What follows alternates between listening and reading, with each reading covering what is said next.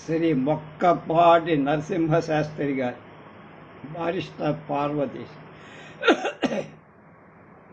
19వ భాగం 5/2/25 పార్ట్ 2 రెండవ భాగంలో 15వ అధ్యాయం. ఎడింబరో రావటంతో ఈ ఊళ్ళో ఇండియన్ అసోసియేషన్ అంటూ ఒకటి ఉందని తెలుసుకొని మొదటి రోజే ఆ అసోసియేషన్కు వెళ్ళా. కానీ మళ్ళీ వెళ్ళాల. ఈ మధ్యనే రాజును ఒక మాట తీసుకొని అక్కడికి రాజు నన్ను అందులో సభ్యుడిగా చేరమని సలహా ఇస్తే సరే అన్నా. ఆ అసోసియేషన్ ఒక రకంగా పెద్దదిగానే ఉంది. అందులో సుమారు మన దేశం నలుమూల నుంచి వచ్చిన వాళ్ళు 100-150 మంది దాకా మెంబర్లుగా చేరున్నారు. ప్రతిరోజు యూనివర్సిటీకి వెళ్ళేటప్పుడు, సాయంకాలం తిరిగి వచ్చేటప్పుడు, లేక మధ్య 1-2 గంటలు క్లాసుకు మధ్య విరామం వచ్చినప్పుడు పాఠాలు చదువుకోవడానికి అక్కడికి విద్యార్థులు చేరుతూ ఉంటారు. అయిపోయిందిగా ఇది.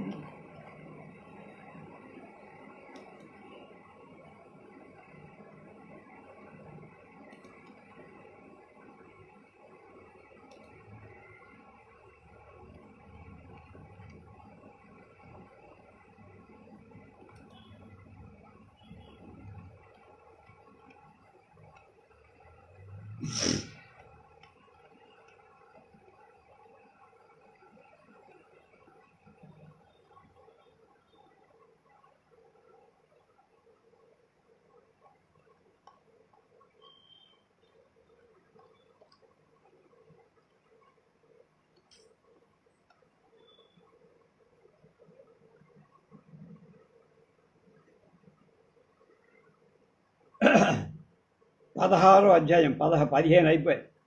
ఈ మధ్య మా ఇంట్లో, అంటే ఎడింబరో ఇంట్లో జరిగిన సంగతి చాలా ఆశ్చర్యం అనిపించింది.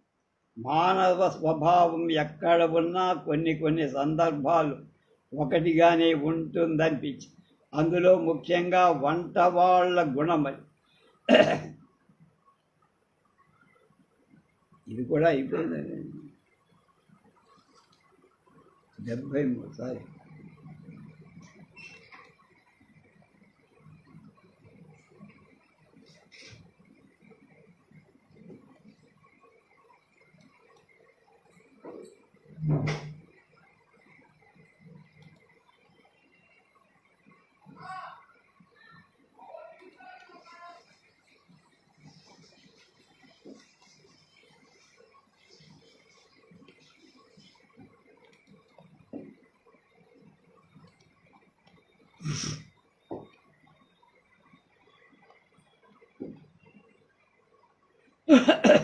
అడిగి నేను బయటకు వస్తున్నాయమ్మా,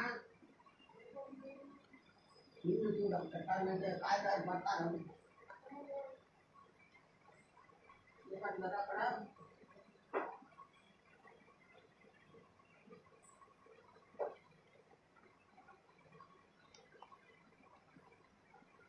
అందులో 20వ అధ్యాయం. సారీ.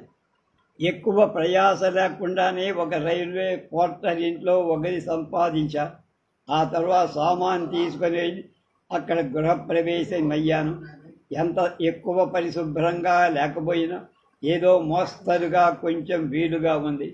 ఇంటి యజమానురాలు, భార్యాభర్తలు నన్ను చాలా గౌరవంగా చూశారు. హోటల్లో జరిగిన సంగతి విని చాలా విచారించారు. సరే, అయిందేదో అయిపోయిందని అక్కడ ఒక వారం రోజులు ఉండటానికి నిర్ణయించాను. అక్కడ వాతావరణం బాగుంది, ఎంతో ప్రశాంతంగా ఉంది, ఏ విధమైన ధ్వనులు లేక చాలా బాగుంది. ఇలా 4 రోజులు కులాసాగట్టి 1-2 సార్లు సముద్ర తీరాన రైల్లో నాతో ప్రయాణం చేసిన అమ్మాయి కనబడింది. ఎంతో కులాసాగా, హాస్యంగా, నేర్పుగా, నొప్పించగా, తానొవ్వక అన్నట్లుగా కబుర్లు చెబుతూ వచ్చింది. ఆ రోజు రాత్రి బసలో కూర్చి నేను భోజనం తర్వాత ఒక తమాషా అందరికీ చెప్పాల్సిన విషయం కాదు, కానీ తప్పదు కనుక చెప్పు. నాకు మలబద్ధకం ఉండి చాలాసేపు దొడ్లో కూర్చోవాల్సి వచ్చేది. ఉదయాన్న అయితే తక్కిన వాళ్లకు ఇబ్బందిగా ఉంటుందని నా కార్యక్రమం రాత్రికి అలవాటు చేసి కనిపెట్టారా సంగతి, వాడు కనిపెట్టారా సంగతి. ఇక్కడున్న ఇబ్బంది ఏమిటంటే దొడ్డికి వెళ్ళడానికి ఇంటి వారి వంట గదిలోంచి వెళ్ళాలి. నేను రోజు అలా వెళ్ళే మేళకు వాళ్ళు భోజనాలు చేసుకొని అన్ని పనులు ముగించుకొని భార్యాభర్తలు కబుళ్ళు చెప్పుకుంటూ నా రాకపోకలు నవ్వుతూ గమనిస్తూ ఉండే.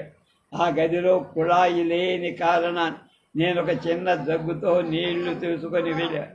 సాధ్యమైనంత వరకు వాళ్ళకు కనపడకుండా యజమానురాలు ఎవ్వడో అని కనిపెట్టి భర్తతో చెప్పి దానిపైన నేను నీళ్లు ఎందుకు తీసుకువెళ్తున్నాను అని 2 రోజులు తర్జన భర్జన చేసి ఏదీ తేల్చుకోలేకపోయా. నాకేమైనా సుఖ వ్యాధులున్నాయేమో, అందుకు లోషన్ నీళ్ళు ఏమైనా తీసుకెళ్తున్నానేమో. అలాగైతే నన్ను ఇక్కడ ఉండటం మంచి పని కాదు. వెంటనే ఆ సంగతి ఏదో తేల్చుకోవాలి అని నిశ్చయంతో నేను ఆ రాత్రి దొడ్డి నుంచి తిరిగి వస్తుంటూ కూర్చోమని. ఇదేమిటి ఈ మర్యాదని నా చేతిలో పాత్ర అక్కడ పెట్టుకుని కాసేపు వాడు లోకాభిరామాయణం మాట్లాడి, ఇక్కడ మీకు సుఖంగా ఉందా, ఏమీ ఇబ్బంది లేదు కదా, మీకేం కావాల్సినా ఏ లోటు జరిగినా మాతో నిర్మహమాటంగా చెప్పండి, మాకు చేతనైంది చేస్తామని. నేను సంతోషించి నాకు ఏమీ ఇబ్బంది లేదు, మీ మంచితనం నాకెంతో సంతోషంగా ఉంది, ఇంకో వారం రోజులు కూడా ఉందామని అనుకుంటున్నాను. వాళ్ళు సంతోషించారు. మరి 2 నిమిషాలు మాట్లాడి ఇంటి యజమాని కొంచెం భయ సంకోచాలతో మిమ్మల్ని ఒక ప్రశ్న అడగదలుచుకున్నా, మీరేమనుకోకండి అన్నాడు. తప్పకుండా అడగండి, దానికే ఇంత ఉపోద్ఘాతం ఎందుకు అన్నాను. తమరు ఈ జగ్గు ఎందుకు తీసుకువెళ్తున్నారు? నీళ్లకొని. ఎందుకేమిదని తెలబోయి ఈ ప్రశ్న ఎందుకు అడుగుతున్నారా అని ఒక అరక్షణం ఆలోచి నాకు సమాధానం పడి, మా దేశంలో కాగితం ఉపయోగించడం, శుభ్రంగా ప్రక్షాళన చేసుకుంటాం అని నిర్మోహమాటంగా చెప్పేసరికి వాళ్ళు విరగబడినవి. తమకు కలిగిన సందేహాలు నిర్మోహమాటంగా చెప్పి క్షమాపణ వేడుక. నేను నవ్వుకుంటూ నా గదిలోకి వచ్చి జీవితం ఒడిదుడుకులు లేకుండా ప్రశాంతంగా గడిచిపోతా. చదువు కూడా బాగానే బారిస్టర్ పరీక్ష కూడా చదవడానికి అవసరమైన ఏర్పాట్లు చేసుకొని లండన్ లింకన్ పిన్ చేరారు. ఇంటి దగ్గర అంతా క్షేమంగా ఉన్నట్టు వర్తమానం తెలిసి నేనింక చదువు పూర్తి చెయ్యేదాకా ఇంటికి రానని మా నాన్న నిశ్చయం చేసుకున్నాడు. ఇక ఏం చేసేదేలా పరిస్థితులు తనకు ఊరుకున్నాడు మా నాన్న. ఇక్కడ చదువు కూడా నాకెంతో ఉత్సాహంగా ఉంది, బాగా చదువుతా. మంచి తెలివైన విద్యార్థి అనే పేరు నాకు వచ్చింది. నానాటికి మిత్ర బృందం పెరుగుతోంది. ఇండియన్ అసోసియేషన్లో నన్నొక సహాయ కార్యదర్శిగా కూడా ఎన్నుకున్నారు. అక్కడ సభలు సందర్భాలు ఎక్కువ పాల్గొనటం జరుగుతూ ఉండేది. ఆ రీతిగా కూడా పరిచయాలు ఎక్కువ అయిపోయాయి. ఏడాది పైనయింది వచ్చి, ఇంకొక 2-3 ఏళ్ళైన దైవానుగ్రహం వల్ల ఇలా గడిచిపోతే బాగుంటుందని అనుకుంటూ ఎన్నెన్నో కలలు కాలక్షేపం చేసుకుంటూ కూర్చున్నాను. మొదట మా ప్రైవేటు మాస్టారుతో తరచూ సంప్రదిస్తూ క్లాసులో పాఠ్యపుస్తకాలే కాక అనేక ఇతర గ్రంథాలు, సాంఘిక రాజకీయ ఆర్థిక వ్యవస్థలకు సంబంధించినవి చదవటం నేర్చుకున్నాను. అంతేకాకుండా సారస్వతానికి, కళలకు, తర్కశాస్త్రానికి సంబంధించిన పుస్తకాలు మరీ ఎక్కువగా చదవటం సంభవించి నేను బయలుదేరిన వేళ మంచిదని సంతోషిస్తుండే. నా స్వప్నాలన్నీ తలకిందులయ్యే సూచనలు కనపడతాయి.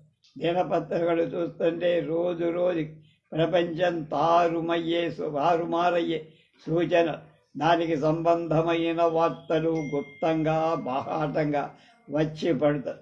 రష్యాలో జార్ చక్రవర్తుల రాజ్యం టఫ్న ఎగిరిపోయి జర్మనీలో విపరీతమైన బలం పుంజుకొని ప్రపంచానంతటికీ కబడించే బ్రహ్మాండమైన ప్రయత్నం జర్మనీ చేస్తుంది. ఎటుబట్టి చూసినా అస్థిమితమే కానీ స్థిమితం కనపడ. ఏం జరుగుతోంది? ఈ భీతావహ పరిస్థితులు ఎలా పరిణమిస్తాయి, మనమేమవుతాం అని ప్రతివాడు ప్రతిరోజు ఎదుట వాళ్ళను తన్ను తాను ప్రశ్నించుకుంటూ భయభ్రాంతులై కాలక్షేపం చేస్తూ యుద్ధం బాగానే వచ్చింది.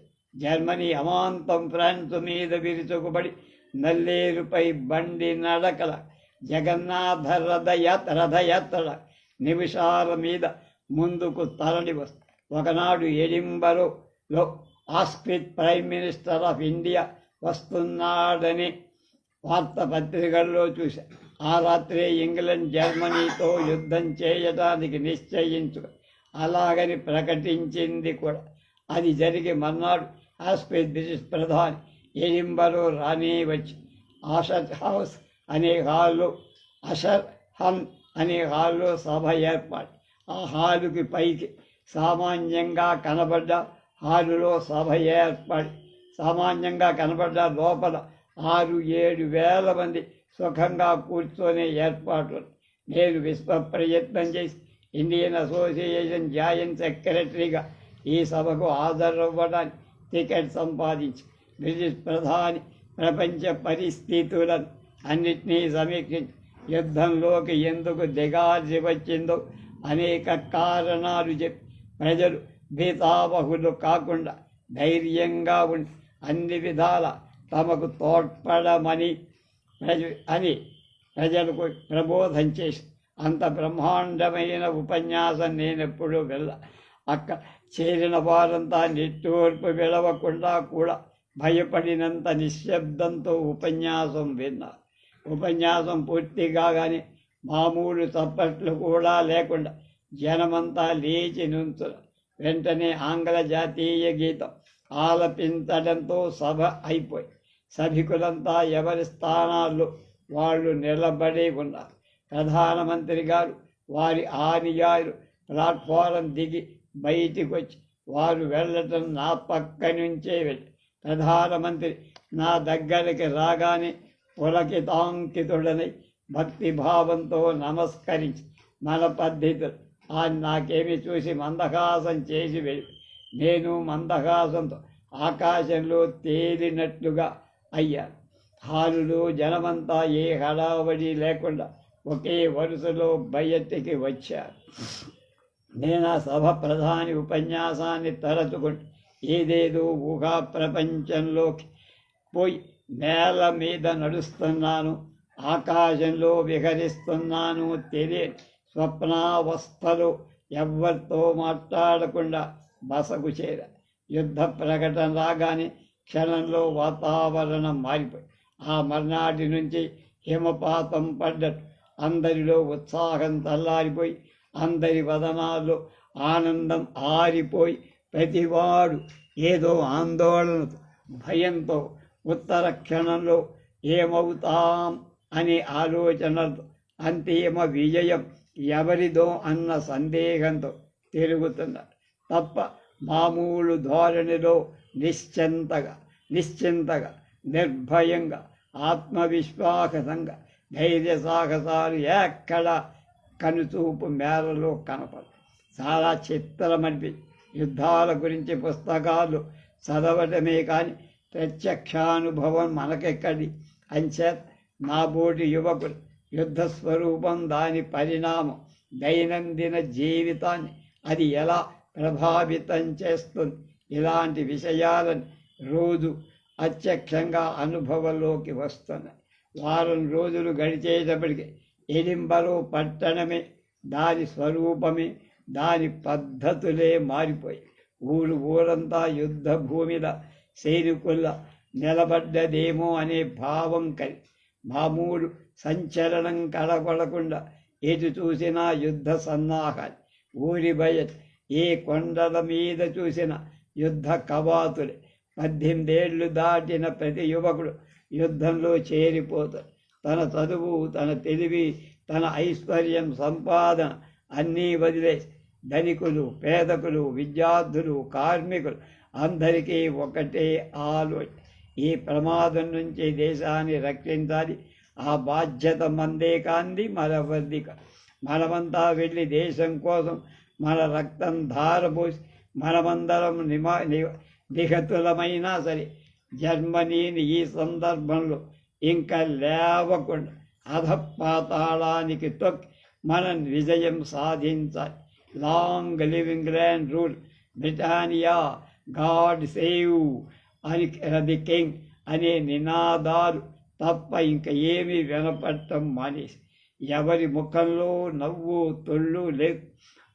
పగలంతా ఆకాశం మీద విమానాలు రయ్యమని శబ్దం చేస్తూ విహరించడం మొదలుపెట్టి ఇంతకు ముందెప్పుడు ఏ యుద్ధంలో విమానాలు ఉపయోగించలేదట ఎవరు. అందుచేత అందరిలో ఏదో కొత్తగా భయంగా ఉన్న వీటితోనే మనం విజయం సాధిస్తాం అనే ధైర్యం కూడా ప్రజల హృదయాల్లో సుస్థిరమైపోయి రాత్రులు ఏ వీధిలో దీపాలు ఉండకూడదు అధికారులు శాసించి ఇంట్లో దీపాలు కిటికీలోంచి బయట కనపడకుండా నల్ల తెరలు దట్టమైన కట్టుకోవాలని హెచ్చరిక. రాత్రులు తిరిగే మోటార్లకు కూడా ముందుండే దీపాలు బాగా తగ్గించి ఆ మోటారు లైట్లకు పైభాగం నల్ల రంగు పోయించి కొంచెం ఇంచుమించుగా ప్రతి 2-3 ఫర్లాంగులకు ఒక భూగ్రహం లాంటిది విశాలమైన 10 నిమిషాల మీద నిర్మాణం చేసి పైన తిరిగే శత్రు విమానాలు నుంచి బాంబులు పడితే చాలా ప్రమాదం కలగ. ప్రజలు భయపడకుండా, కంగారు పడక, తొట్టుపాటు లేకుండా ఈ భూగర్భ మందిరాల్లో తలలు దాచుకోవాలి. విమానాలు వస్తుంటే ముందుగా రైలు కూత లాంటి ఒక కూత సైరన్ వినపడు. అది వినగానే స్త్రీ, బాల, వృద్ధులంతా ఈ భూగృహాల్లో పారిపోవాలి. రోడ్డు మీదున్న పురుషుల ఎక్కడికక్కడే బోర్లగిలి పడుకోవాలి. అలాంటి ఏర్పాట్లన్నీ ప్రజలకు తెలియబట్టి ఆపత్ సమయంలో ప్రవర్తించాల్సిన విధానాలు నాటకాల్లో రిహార్సల్లాగా ప్రజలకు అలవాటు చేసి పెద్ద పెద్ద ఫ్యాక్టరీలను మామూలుగా ఉత్పత్తి చేసే వస్తువులు నిలిపేసి అన్నిటిలో యుద్ధావసర వస్తువులు తయారు చేయించడం మొదలుపెట్టి 50 ఏళ్ళు పైబడ్డ పెద్దలు కూడా తమని కూడా యుద్ధంలోకి రానిమ్మని, అలా వీల్లేని పక్షంలో దేశ సేవకు ఏదో విధంగా తమని ఉపయోగించుకోమని లక్షలాది జనం అధికారులను ఒత్తిడి చేయటం మొదలు పెట్టారు. యువతులందరూ లక్షలాది జనం యుద్ధభూమిలో గాయపడ్డవారి సంరక్షణ కోసం రెడ్ క్రాస్ అనే సంస్థలో చేరి తర్ఫీదు పొందుతూ ప్రారంభం. ఇలా ప్రతి జీవి, ప్రతి వస్తువు, ప్రతి అణువు దేశ రక్షణ కోసమే ఉందా అన్న భావం ప్రతి మనిషిలో కలిగేట్టువని ఎన్నడూ కని విని ఎరగని ఊహ కూడా అందరి ఈ విపరీత పరిస్థితి పరిణామాలు చూస్తుంటే నేను విభ్రాంతుడై ఇంత సన్నాహం, ఇంత ప్రబోధం అవసరమా అనుకునేవాడు. ఈ యుద్ధ జ్వాల ఇన్ని దేశాలు ఎందుకు వ్యాపిస్తోందో నాకు అర్థం కాదు. ఇన్ని దేశాలు ఒక్కసారి యుద్ధంలోకి ఎందుకు దిగాయో అంతు పట్టదు. ఏమైనా జరుగుతుందన్న విషయం, పరిస్థితులు అవి గమనించక తప్పదు కదా. అది చివరి వరకు ఎంతో స్నేహం, ఆదరణ, అభిమానం చూపిస్తున్న వాళ్ళంతా కూడా ఈ మన దేశస్తులను అనుమానంతో, భయంతో చూడటం ప్రారంభించి నేను పైవాళ్ళం, ఇక్కడ మీకు స్నానం లేదన్నట్టు అనేక విధాలు మాకు స్ఫరింపచేస్తాం. మేము కూడా యుద్ధంలో చేస్తాం, మమ్మల్ని కూడా చేర్చుకోండి. మనవాళ్ళు ఎంత బతిమాలి ఎవరిని చేర్చుకో, మమ్మల్ని మా దినచర్యను రహస్యంగా అనుక్షణంగా ఎవరో గమనిస్తున్నారన్న భావన మా అందరిలో ఈ అనుమానం ఎందుకు కలిగిందంటే ఏ ఒక్కరము సరైన సమాధానాలు చెప్పలేని స్థితిలో ఉండిపోయి మా ఉత్తరాలు మాలో ఎవరికి ఎక్కడి నుంచి వచ్చిన అవన్నీ పోస్టాఫీసులో మాకు తెలియకుండా తెరచి దేశ భాషల్లో అవన్నీ ఇంగ్లీష్లోకి తర్జుమా చేయించుకొని అవి మళ్ళీ ఆనవారు తెలియకుండా కవర్లు అతికించి ఆ తరువాత మాకు అందజేసేవారు. ఇందులో అతిశయోక్తి ఏమీ లేదన్న సంగతి జగద్విత్. ప్రతి వాళ్ళు మేము ఎక్కడ కనబడ్డా మేము కూడా శత్రుపక్షంలో చేరబోతున్నాము అనే దృష్టితో మమ్మల్ని చూడటం తప్పనిసరి. పోనీ ఇదంతా భరించలే ఇంతటితో చదువు ముగించి ఇంటికి పోదామంటే దానికి పర్మిషన్, పాస్పోర్ట్ బోర్డంత తదంగా అయితే కానీ ఎవరిని కదలని. అలా ఉండగా భారతీయులంతా కూడా యుద్ధంలో తమకు అనుకూలంగా సహాయం చెయ్యట సంసిద్ధులై ఉన్నారన్న వార్త ఆంధ్ర పత్రికలన్నిటిలో కూడా ఆంగ్ల పత్రికలన్నిటిలో కనబడి దాంతో మా మీద అనుమానం కొంత విశ్వాసం ఏర్పడడం మొదలుపెట్టాం. బారిస్టర్ పార్వతీశం అంటే నవ్వుల గని అనుకొని మనం అనుకుంటాం. కానీ ఎన్ని విషయాలు మొక్కపాటి నరసింహశాస్త్రి గారు ఏకరువు పెట్టారు. ప్రత్యక్ష సాక్షిగా బారిస్టర్ పార్వతీశం పాత్రని పెట్టి ఎన్ని విషయాలు మనకి యుద్ధ విషయాలు, మామూలు విషయాలు, రాజకీయాలు అన్నీ చెప్తున్నా. Hats off to Mokkapati.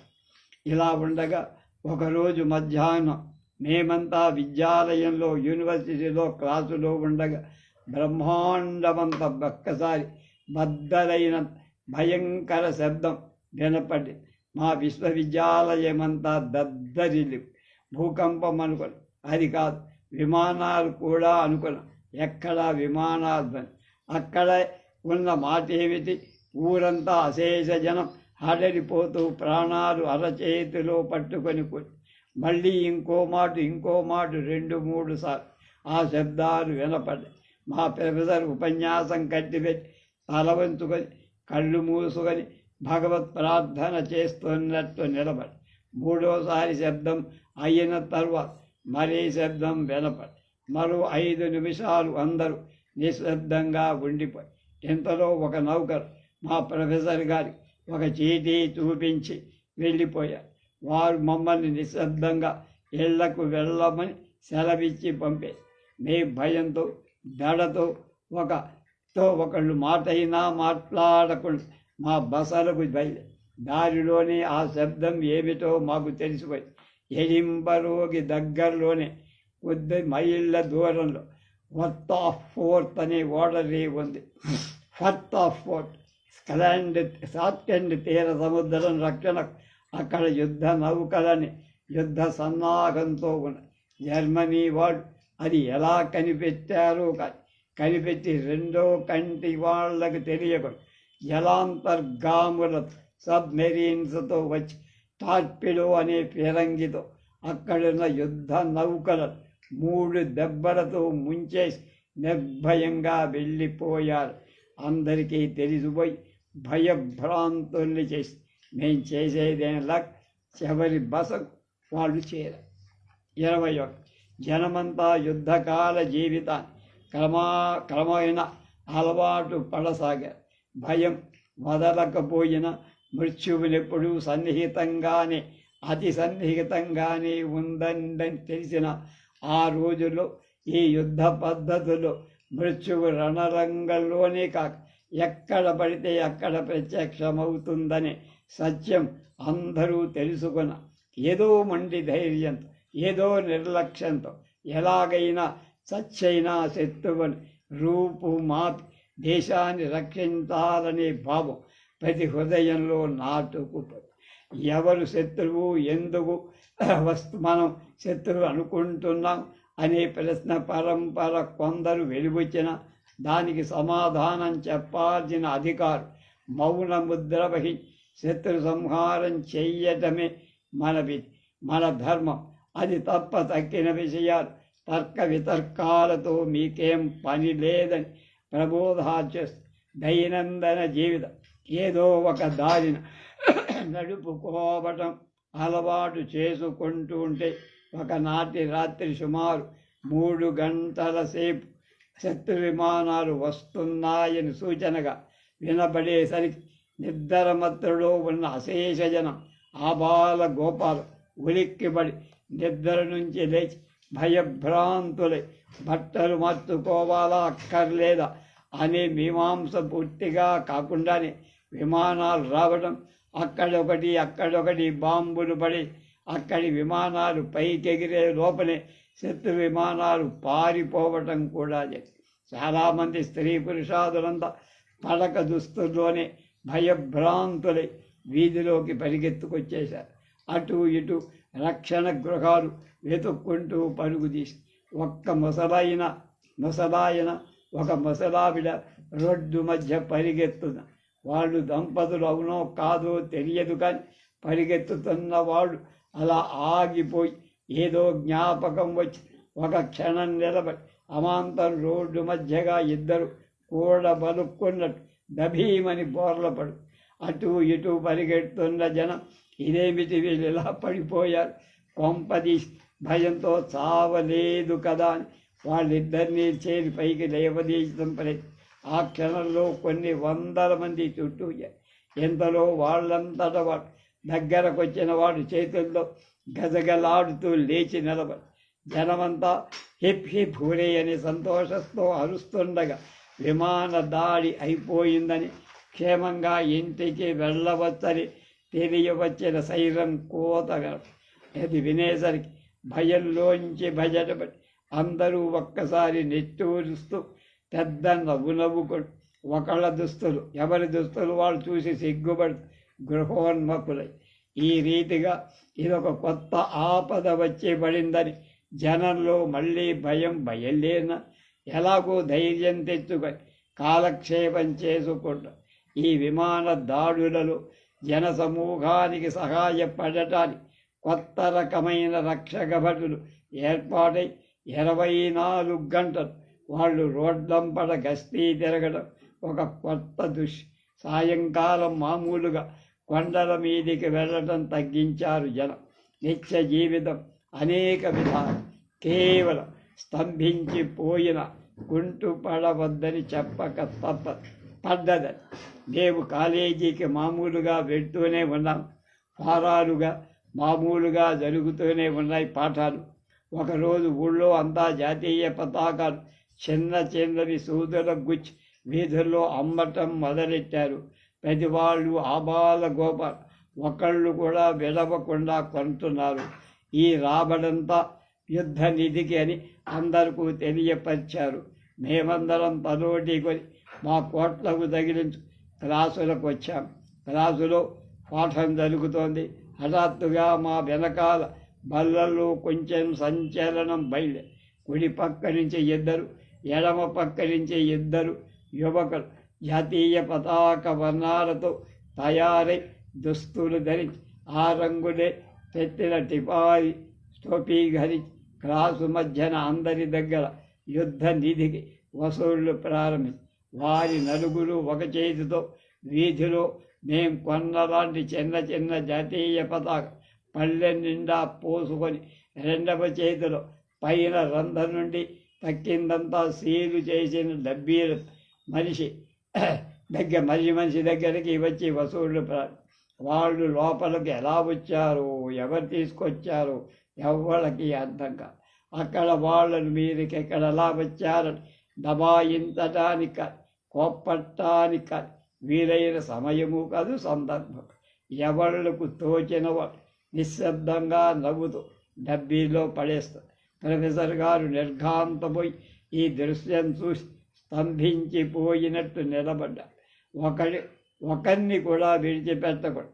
క్లాసులో విన్న విద్యార్థులందరి దగ్గర వాళ్ళు వసూలు చేసి తిన్నగా ప్లాట్ఫామ్ ప్రొఫెసర్ గారి దగ్గరికి ఈ వైపున ఇద్దరు ఆ వైపున ఇద్దరు నిలబడి నలుగురు పతాకాలు తీసి వారి కోటికి గుచ్చి నవ్వుతూ చేతిలో డబ్బీ ముందుకు చాపారు. ప్రొఫెసర్ గారు మందహాసం చేస్తూ జేబులు తడుపుకోవటం మొదలుపెట్టి ఏ జేబులో ఒక పెన్నీ కూడా చేతికి తగలకపోయేసరికి తెల్లబోయి ఏమనాలు తోచక నిలబడి కుశాగ్ర బుద్ధులైన విద్యార్థులను ఆయన ఇబ్బంది గ్రహించి ఎవరికి తోచిన ఎవరి చేతికి అందిన పెన్నీరు షిల్లింగులు ఈల వేస్తూ ప్లాట్ఫామ్ మీద గెరాటిట్టారు. ఆ పిల్లలు నవ్వుకుంటూ అవన్నీ ఏరుతూ కూర్చున్నారు. ప్రొఫెసర్ గారు ఈ వేడుక చూసి మళ్ళీ ముఖంలో మందహాసం చెందిస్తూ ఈవేళ కది చాలనుకుంటా, ఇంతటితో క్లాసు ముగిద్దామన్నారు. రూమ్లోంచి చక్కా విద్యార్థులంతా కరతాళ ధ్వనులు చేస్తూ నవ్వుతూ, కొందరు డబ్బులు ఏరడంలో పిల్లలకు సహాయం చేస్తుంటే మేమంతా బయటకు.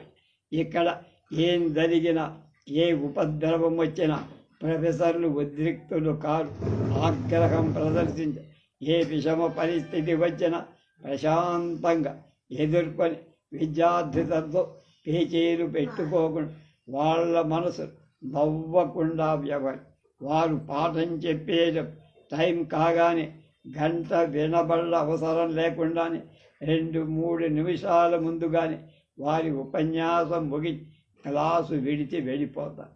ఒక రోజున ఓ తమాషాదే. ఆ రోజు ఇంగ్లీష్ పాఠం జరుగుతోంది. 12 గంటలకు క్లాసు విడిచి వెళితే అంతా పలహారాలకు భోజనాలకు ఇళ్లకు పోతారు. ఆ రోజు ప్రొఫెసర్ గారు తన్మయులై పాఠం ఎంతో చక్కగా చెబుతున్నారు. కాలం ఎవరూ గమనించాలా. 12 కూడా అయిపోయింది. కొందరు విద్యార్థులు అశాంతి బయలుదేరి కొంచెం శబ్దం చేయటం మొదలుపెట్టి ప్రొఫెసర్ గారికి ఆ శబ్దం వెళ్ళాల. మరో 10 నిమిషాల వరకు ఉపన్యాసం సాగి విద్యార్థులు గ్యాలరీ మీద తమ పాదరక్షలతో చప్పుడు చేయటం మొదలు. ఏమిటి శబ్దమని ప్రొఫెసర్ గారు ప్రశ్నార్థకంగా చూసి దానికి సమాధానంగా మరింత ధ్వని చేయటం మొదలు. అప్పటికాయన అసలు విషయం తెలుసు. నాయనలారా, నేను ఇవాళ పరాకుగా కాలం గమనించి మీకు ఇబ్బంది కలగజేశా. కానీ నేను వెదజల్లిన వలసిన ముత్యాలు మరికొన్ని వండిపోయాయి. తర్వాత మీ ఇష్టం. I am sorry gentlemen, but I have a few more pearls to throw away అన్నారు నవ్వుతూ. థ్రోయింగ్ పెరల్స్ బిఫోర్ స్వైన్ అని ఇంగ్లాండ్లో ఒక సామెత. పందుల ముందు ముత్యాలు జల్లితే వాటికి ఏం తెలుస్తుంది? అవి ముత్యాలని విలువైనవని ఆ మాట ప్రొఫెసర్ అంటంతో మళ్ళీ హాలంతా నిశ్శబ్దమై ఒక్కడైనా కదిలితే గట్టిగా ఊపిరి కూడా పిలిస్తేవాడు. ప్రొఫెసర్ గారు మందహాసం చేసి మరొక 15 గంట ఉపన్యాసం సాగి అబ్బాయిలు మీకు కనుక ఇంటికి వెళ్ళొచ్చు.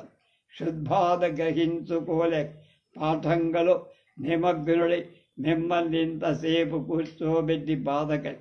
మరేమనుకోకండి. మీ ఇళ్లకు వెళ్ళి ఇంత ఆలస్యమైన మామూలు మోతాదు కంటే రెట్టింపుగా యుద్ధం విషయం కూడా మర్చిపోయి పోయించండి అని ఆయన గదిలోకి వెళ్ళి అక్కడ పద్ధతి ప్రొఫెసర్లకు విద్యార్థులకు మధ్య ఉండే అభిమానం, గౌరవం అలాంటి. మన దేశంలో అయితే అటువంటి అల్లరి చేసిన విద్యార్థులు ఎటువంటి శిక్ష జరుగుతుందో మనకు. ఇక్కడ ప్రొఫెసర్లకు చాలామంది చతురోక్తి, హాస్యోక్తి, సమయస్ఫూర్తి చాలా. ఇక్కడ పద్ధతి ఏమిటంటే ప్రొఫెసర్ గారు క్లాసుకి ఏ కారణం చేతనై రావటానికి వీలుకు లేకపోతే ఈవేళ మీ క్లాసుకు పాఠం చెప్పడానికి నాకు వీలు పడదు అని ఒక కాగితం మీద రాసి క్లాసు బయటనున్న కారిడార్లో నోటీస్ తగిలిస్తుంది. అలాంటి నోటీస్ మాకు ఆ రోజున ప్రత్యక్షమై the professor will not be able to meet his class today అని నోటీస్. నేను చూసి బయటకు వెళ్తుంటే ఒక అల్లరి పిల్లాడు తన తెలివైన వాడిని అనుకొని ప్రొఫెసర్ గారి మీద చలోక్తి విసురుదామని ఆ నోటీసు దగ్గరికి వెళ్ళి క్లాసెస్ అనే మాటలో సిఎల్ తీసేసి యాసెస్ అనే అక్షరాన్ని మొదట కొట్టేసి వెళ్ళి పోతే మిగిలింది లాసెస్ అంటే ఆడపిల్లల. మర్నాడు ప్రొఫెసర్ గారు ఇది చూసి ఏమీ ఆగ్రహించకుండా ఎవరిని పల్లెత్తు మాట అనకుండా ఓ అనే రెండో అక్షరం కూడా కొట్టేసి మామూలుగా పాఠం చెప్పుకుంటూ పోయారు. అంటే చాలామంది ఆ బోర్డు వైపు ప్రొఫెసర్ గారు చూశారా లేదా, చూస్తే కోపం రాలేదా అని తమలో తాము తర్జన భర్జన చేసుకుంటూ క్లాసు కాగానే ఏకముఖంగా అందరూ నోటీసు బోర్డు వైపు పరిగెత్తి చూసేది. ఎల్ కూడా పోయి యాసెస్ మీ ఎత్తుకు పై ఎత్తు ప్రొఫెసర్గా చేశారు. పై ఎత్తుకు మేము సిగ్గుపడి తల వంచుకొని చక్కాపోయి అటువంటి పెంకతనాన్ని ఎంత చతురతతో సర్దుకుపోయారు ప్రొఫెసర్ గారు అని ఆశ్చర్యపోయాం మాలో మేము. ఆయన సమరస్ఫూర్తి అభినందిస్తూ వెళ్ళాం. రేపు 22వ భాగం.